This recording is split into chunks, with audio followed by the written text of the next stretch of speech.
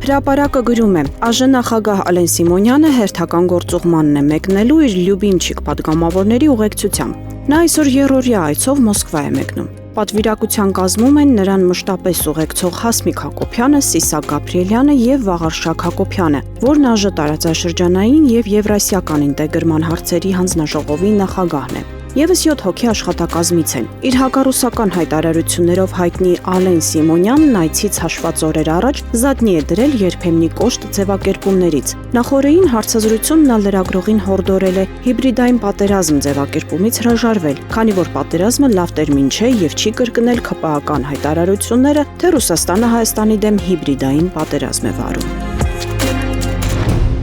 Ժողովուրդը գրում է. պետական մրցույթներում հաղթող կամ մեծամասամբ մեկ անձից գնումների միջոցով միջոցառումներ կազմակերպող մի քանի խոշոր խաղացողներից է Factor Production ՍՊԸ-ն։ Factory Production ՍՊԸ-ն 2018-ից 2022 թվականներին պետական տարբեր մարմինների հետ կնքել է 14 պայմանագիր, որոնցից 12-ն առանց մրցույթի։ Պայմանագրերի ընդհանուր արժեքը կազմել էր մոտ 1.5 միլիարդ դրամ։ Factory Production ՍՊԸ-ն միայն 2025 թվականի ընթացքում Երևանի քաղաքապետարանի հետ կնքել է գրեթե 780 միլիոն դրամ արժեքով պայմանագրեր։ ՀՀ Սյունիքի մարզպետի աշխատակազմի հետ 122 միլիոն 735 հազար դրամի եւ բոլորը մեկ անձինց գնումների եղանակով առանց մրցույթի։ Մինչդեռ գնումների մասին ՀՀ օրենքի 23-րդ հոդվածի առաջին մասի 4-րդ կետի համաձայն գնումը կարող է կատարվել մեկ անձից, եթե գնման գինը չի գերազանցում գնումների բազային միավորը 1 միլիոն դրամը։ Թերթի տեղեկություններով այս ընկերությանը քաղաքապետարանի ներսից աջակցող եւ սատարող անձը կենտրոն վարչական շրջանի ղեկավարի տեղակալ Արթուր Ջուլհակյանն է։ ՍՊԸ-ի բաժնետեր Վազգեն Պողոսյանը հետագայում դարձել է արդեն Background Production ՍՊԸ-ի տնօրենը։ Սա էլ իշխանությունների սիրելի երկրորդ ընկերությունն է։ Background Production-ի եւ պետական գերատեսչությունների միջև խոշոր գործարքներից կարելի է առանձնացնել նաեւ ծանրամարտի Եվրոպայի 2023 թվականի առաջնության կազմակերպումը, որի համար ԿԳՄՍ-ն Background Production ՍՊԸ-ին հատկացրել էր 1 միլիարդ 160 միլիոն դրամ։ Իսկ ՎԶԲ-ի տարեկան հանդիպումը կազմակերպելու համար պետբյուջեից առանձնացված 1.8 միլիարդ դրամը երկու ընկերությունների դեպքում 2018-ից 19 թվականներից սկսած գնումների գործընթացն իրականացվում է մեկ անձից գնման եղանակով առանց մրցութային գործընթացի, ինչը կարծես թե վրիպել է մրցակցության եւ սպառողների շահերի պաշտպանության հանձնաժողովի նախագահ Տիգրան Ավինյանի ընկեր Գեգամ Գևորգյանի, ինչպես նաեւ կոռուպցիայի կանխարգելման հանձնաժողովի նախագահ Մարիամ Գալստյանի աչքից։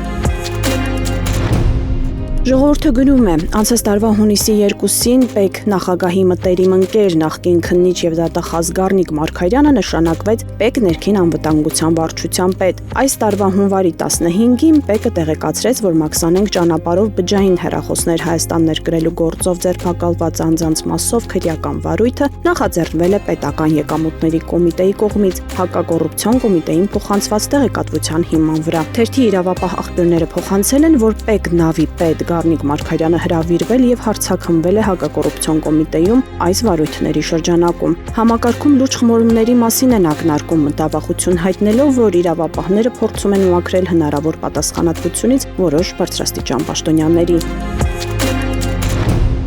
Հրապարակը գրում է. ՔՊԱ-ական մեծամասնությունն ԱԺ գիտության եւ մշակույթի հանձնաժողովում 3 հավանության արժանացրեց տեսալսողական մեդիայի մասին օրենքում փոփոխությունների նախագիծը, որում վտանգավոր փոփոխություններ են ներառված։ Ըստ դրանց արգելվելու է տեսալսողական հաղորդումներում սահմանադրական կարգը բռնի տապալելու, պատերազմի բռնության եւ դաժանության քարոզ պարունակող տեղեկատվության տարածումը, ազգային, ռասայական, սեռային, կրոնական ատելություն բորբոքելու, հաշմանդամության, անձնական կամ սոցիալական բնույթի այլ հատկանիշներով խտրականություն սերմանելը կամ նման նպատակ հետապնդող տեղեկատվության տարածումը, պոռնկագրության տարածումը, քրեորեն պատժելի կամ օրենսդրությամբ արգելված այլ արարքների կոչերի տարածումը, քրեական ենթամշակույթի քարոզ պարունակող ֆիլմերի եւ տեսալսողական հաղորդումների հեռարձակումը։ Այս արարքներն արդեն իսկ քրեորեն պատժելի են, ուստի իմաստ չկար ներառել տեսալսողական մեդիայի մասին օրենքում։ Ակնհայտորեն մութ նպատակով է դա արվում TV-ների ազատությունը սահմանափակելու համար։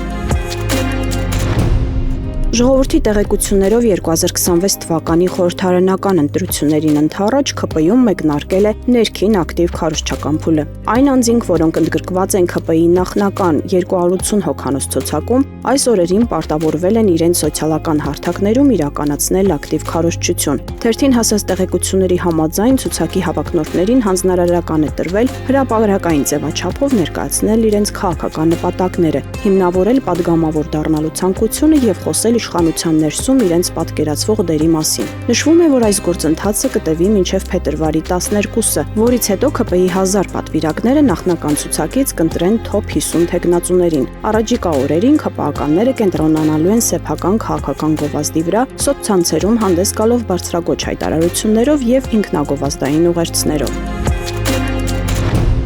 Իրավունքը գրում է. Արցախի թեմի ուրացած ու այլևս մերժված առաջնորդ Վրդան Սրբազանը մտերիմների մոտ սկսել է տարածել, թե շատ շուտով իրենց տասնյակը հաջողության է հասնելու։ Կշտամբանքներին, թե ոնց կարողացար ուրանալ վեհափառին, վերջինս առանց ամոթի այսպես է պատասխանել. լավ եմ արել։ Չնայած երբ Վրդանեսը ծառայում է Նիկոլին, ով Արցախը համարում է Ադրբեջան, նշանակում է, որ իրեն պետք է որ համարի ադրբեջանական թեմի առաջնորդ, իսկ ադրբեջանական թեմի առաջնորդը իհարկե միշտ էլ կուրանա ամենայն հայոց հայրապետին։